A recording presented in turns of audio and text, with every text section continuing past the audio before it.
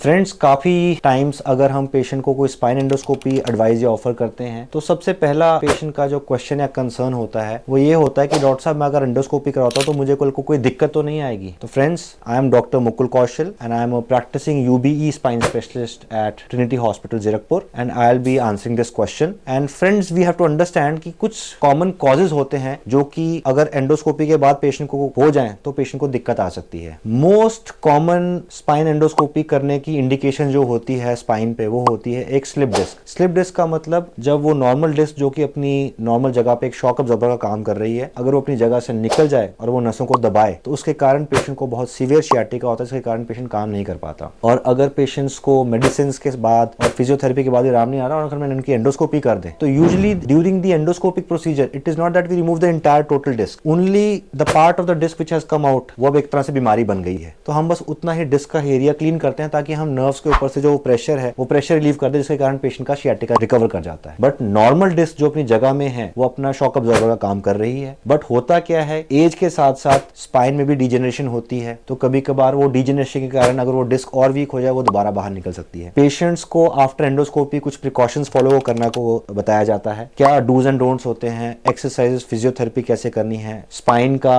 Good practice क्या होते हैं। अगर पेशेंट्स उनको फॉलो करते हैं तो चांसेस ऑफ ये बीमारी दोबारा होना ना के बराबर होता है। But still even in the best of hands ये बीमारी अगर दोबारा हो जाए, जिसको हम रिकरेंस बोलते हैं, the chances are almost 5 to 10%. So it is not a bad news if you get a recurrence after spine endoscopy, because still even a recurrent slip disc can be treated and can heal with rest, medications and physiotherapy. Sometimes local injections in the form of epidurals are also very helpful, but in worst case scenario if neither of these things are helping, yes, endoscopy can be performed again for such patients. तो friends, ये तो हो गया कि बीमारी दोबारा भी हो सकती है, इसको हम रिकरेंस बोलते हैं। एक अदर चीज जो कि थोड़ी सी फियरफुल होती है वो होती है कि स्पाइन में इन्फेक्शन हो जाना, क्योंकि हम जब भी कहीं पे भी सर्जरी प्लान कर रहे हैं तो हमारे को बहुत सारा स्ट्रिक्ट एंटीसेप्सिस का प्रिंसिपल फॉलो करना पड़ता है। जैसे कि अमूमन तौर पे अगर हमारे को कभी कभार कोई चोट लग जाए या रगड़ लग जाए, जख्म हो जाए, उस पे हम दवाई लगाते हैं, उसको हम थोड़ा सा रेस्ट देते हैं, दवाई करते हैं, तो अमूमन तौर पे वो हील कर जाता है। तो उसी हिसाब से almost if we do 1000 endoscopic spine surgeries, उन 1000 में से प्रोबेबली 1 या 2 में एक चांस है कि वहां पे इन्फेक्शन हो जाए, और इन्फेक्शन के कारण कभी कभार पेशेंट्स को बहुत सीवियर बैक पेन होती है, पेशेंट चल नहीं पाता, पेशेंट को बैठने में बहुत दिक्कत होती है, पेशेंट को बुखार आना शुरू होता है, रात को दर्द होती है। और अगर हम बात करें तो इसकी भी ट्रीटमेंट